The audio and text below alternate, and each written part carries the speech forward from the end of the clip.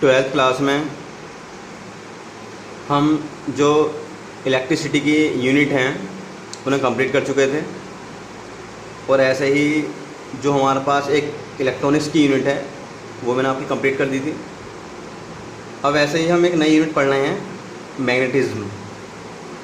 ठीक है, यानी कि मैग्नेट से जो जुड़े हुए चैप्टर हैं वो हमारे स्टार्ट हो रहे हैं। ठीक है, चैप्टर 4। तो अगर पहला चैप्टर समझ में आता हमारा तो कहीं ना कहीं जो चैन है इसी चैप्टर से जुड़ी हुई है आगे के लिए भी, तो इसलिए ये चैप्टर हमें अच्छे से पढ़ना पड़ेगा। ठीक है, तो इसमें स्टार्टिंग में ये है कि हमारे पास जो ओरस्टेड एक्सपेरिमेंट हमने पढ़ा था, ओरस्टेड एक्सपेरिमेंट 10th क्लास में, तो उसी से स्टार्टिंग करते हैं। तो उसमें ये था कि अगर हमारे पास कोई एक वायर है और वायर में कोई हमारे पास एक बैटरी हमने कनेक्ट कर दी है इस टाइप से, तो वायर में करंट जाएगी आई।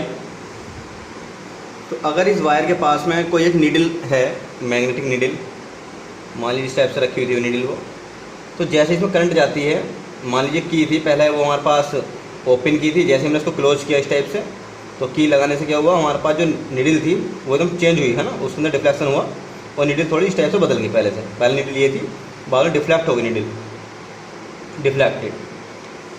तो डिफ्लेक्ट होने का क्या मीन्स हुआ कि अगर हमारे पास नीडल थी, नीडल मैग्नेटिक नीडल है, ठीक है, आयरन की नीडल है, तो इसका मीन्स ये हुआ कि इसने एक मैग्नेटिक फील्ड एक्सपीरियंस किया होगा, मैग्नेटिक फील्ड। ठीक है, तो इससे ये प्रूफ होता है कि अगर हमारे पास कोई भी एक मूविंग चार्ज है, या कह सकते हैं हमारे पास इलेक्ट्रिक करंट है, तो वो जनरेट करती है मैग्नेटिक फील्ड। ठीक है, यानी कोई भी इलेक्ट्रिक करंट जनरेट करेगी मैग्नेटिक फील्ड। तो इसको क्या बोलते हैं हम, इसे बोलते थे हम ओरस्टेड एक्सपेरिमेंट। ठीक है, कोई भी अगर मूविंग चार्ज है, मूविंग चार्ज प्रोड्यूस, ठीक, always a magnetic field, a magnetic field. कोई भी एक मूविंग चार्ज अगर है हमारे पास तो वो अपने अराउंड जो है एक मैग्नेटिक फील्ड क्रिएट करता है। इससे ये प्रूफ होता था ओरस्टेड एक्सपेरिमेंट से। लेकिन अब यहाँ हमें ये बात पता नहीं चल रही कि जो मैग्नेटिक फील्ड जनरेट हुआ है उसकी स्ट्रेंथ कितनी है, या नीडल कितनी दूर रखी हुई हो कि उसके अंदर डिफ्लेक्शन आ जाए, या नीडल अगर हमारे पास डिफ्लेक्शन में बढ़ाना हो तो क्या हमें करना पड़ेगा।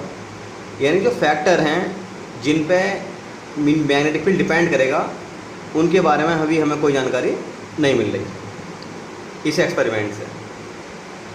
तो अब इसके लिए दो साइंटिस्ट थे हमारे पास, बायोट और सेवर्ट। ठीक है, बायोट सेवर्ट, ये दो साइंटिस्ट थे। तो इन्होंने एक्सपेरिमेंट किए अपने, और एक्सपेरिमेंट करने के बाद ये ऑब्जर्वेशन फाइंड किया कि अगर हमारे पास कोई भी वायर है, उस वायर में कोई करंट फ्लो हो रही है, तो उससे रिलेटेड जो मैग्नेटिक फील्ड होगा वो फॉलोइंग फैक्टर पे डिपेंड करेगा।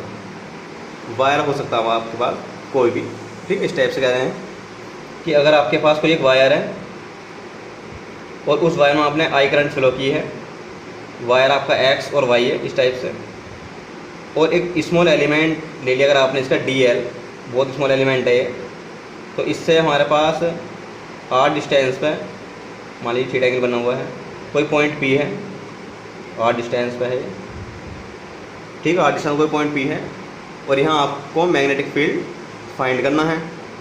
ठीक है, क्योंकि हमने स्मॉल एलिमेंट लिया है वायर का, तो जो मैग्नेटिक फील्ड भी क्रिएट होगा वो भी स्मॉल ही होगा, है ना, यानी DB, स्मॉल पार्ट ही क्रिएट होगा। करंट हमने इसमें आई फ्लो की है, तो अगर कोई सी वायर में हमने आई करंट फ्लो की है, कोई करंट कैरिंग वायर है उसमें आई करंट फ्लो की है, और एक स्मॉल एलिमेंट DL लिया है, ठीक है, तो किसी पॉइंट P पर जो कि R डिस्टेंस पर है, वहाँ जो मैग्नेटिक फील्ड होगा वो फॉलोइंग फैक्टर पर डिपेंड करेगा। इन्होंने वो फैक्टर बताए, कौन से फैक्टर थे वे, कि जो मैग्नेटिक फील्ड होगा वो डायरेक्टली प्रोपोर्शनल होगा करंट के। इसका मीन्स है कि अगर आप करंट को इंक्रीज करेंगे तो मैग्नेटिक फील्ड भी क्या होगा, आपका इंक्रीज होगा। इसी टाइप से जो आपका मैग्नेटिक फील्ड था वो डिपेंड कर रहा था आपका जो आपने स्मॉल एलिमेंट लिया है, ठीक है, dl। अगर आप स्मॉल एलिमेंट लेते हैं तो स्मॉल मैग्नेटिक फील्ड आता है। अगर आप इससे ज़्यादा मैग्नेटिक फील्ड क्रिएट करना चाह रहे हैं तो आप स्मॉल एलिमेंट को बढ़ाओ, ठीक है। तीसरा, जो मैग्नेटिक फील्ड है वो हमारे पर डिपेंड कर रहा था साइन थीटा पर, मीन्स जो एंगल बनना है उसका साइन थीटा आपको लेना है। और जो मैग्नेटिक फील्ड है वो डिपेंड कर रहा था आपका जो आपकी डिस्टेंस है उसका इन्वर्सली प्रोपोर्शनल था स्क्वायर के 1/r²। तो अगर हम इन फैक्टरों को सबको कंबाइन कर लें, इक्वेशन को कंबाइन कर लें, तो कंबाइन होने के बाद जो इक्वेशन आएगी आपकी वो आएगी dB proportional I dl sine theta और अपॉन r का स्क्वायर, ठीक है। ये रहेगी dB proportional I dl sine theta upon r²। और अगर आपको पता है ये कि जब भी ये प्रोपोर्शनल का साइन हटता है यहाँ से तो कोई कांस्टेंट आता है, उस कांस्टेंट को बोलते हैं हम यहाँ mu not upon 4 pi I dl sine theta और अपॉन r²। ये आ गया आपका formula, dB equal mu not I dl sine theta upon 4 pi r²। तो यहाँ जो म्यू नॉट अपॉन 4 पाई है ये कांस्टेंट, और जो म्यू नॉट है इसका नेम होता है हमारे पास परमिएबिलिटी ऑफ फ्री स्पेस। जो आपने फर्स्ट चैप्टर में पढ़ा था एप्सिलॉन नॉट वो परमिटिविटी थी, और जो ये म्यू नॉट है ये परमिएबिलिटी है, ठीक है। एबिलिटी परमिएबिलिटी मीन्स छानना किसी चीज़ को, ठीक है, इस टाइप से परमिएबल। तो फ्री स्पेस की है ना, तो जो वैल्यू होती है हमारे पास म्यू नॉट की वो आपको याद कर लेनी है। तो न्यूमेरिकल में यूज होगा इसका 4 पाई इंटू 10⁻⁷, ठीक है। यूनिट आप फाइंड कर सकते हैं इसकी। तो यूनिट हो जाएगी हमारे पास tesla meter upon ampere, tesla meter और अपॉन एम्पियर, ये यूनिट होती है इसकी, ठीक है। तो ये आपको याद रखना है। अगर आपको वेक्टर फॉर्म में लिखना है बायो-सेवर्ट लॉ, ये भी रहता है पेपर में लिखने के लिए, तो वेक्टर फॉर्म में इस टाइप से रहेगा dB का vector equal mu not upon 4 पाई और ये हो जाएगा आपका dl क्रॉस वेक्टर r और अपॉन r की 3। ये होती है वेक्टर फॉर्म कूलम्ब्स इसके बायो-सेवर्ट रूल की। और बायो-सेवर्ट रूल जो है बिल्कुल कूलम्ब्स लॉ जैसा है। जो रोल इलेक्ट्रिसिटी में कूलम्ब्स लॉ का था वही रोल हमारा मैग्नेटोस्टैटिक्स में बायो-सेवर्ट का है, रूल का है, ठीक है। लेकिन कुछ डिफरेंस भी है। जो हमारे पास कूलम्ब्स लॉ था उसमें चार्ज स्केलर क्वांटिटी थी, और यहाँ जो आपका I dl है ये करंट एलिमेंट, ये आपकी वेक्टर क्वांटिटी है। उसमें कूलम्ब्स लॉ में कोई एंगल डिपेंडेंट नहीं था, वहाँ कोई एंगल नहीं आ रहा था, और यहाँ आप देख रहे हैं साइन थीटा आ रहा है, तो ये एंगल डिपेंडेंट है। उसमें आपने देखा था कि चार्ज जो है वो यानी कि चार्ज पे एक हमारे पास कह सकते हैं एक डेराइव्ड यूनिट क्वांटिटी थी, और यहाँ आई जो है फंडामेंटल क्वांटिटी है।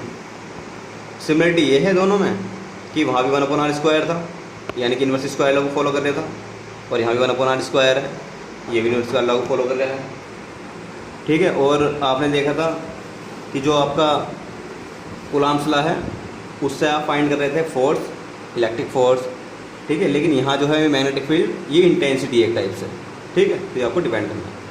बाकी वहाँ भी जो हमारे पास सुपरपोजिशन थ्योरम है वो अप्लाई हो सकती है फोर्स पर, यहाँ भी मैग्नेटिक फील्ड के लिए सुपरपोजिशन थ्योरम अप्लाई हो सकती है।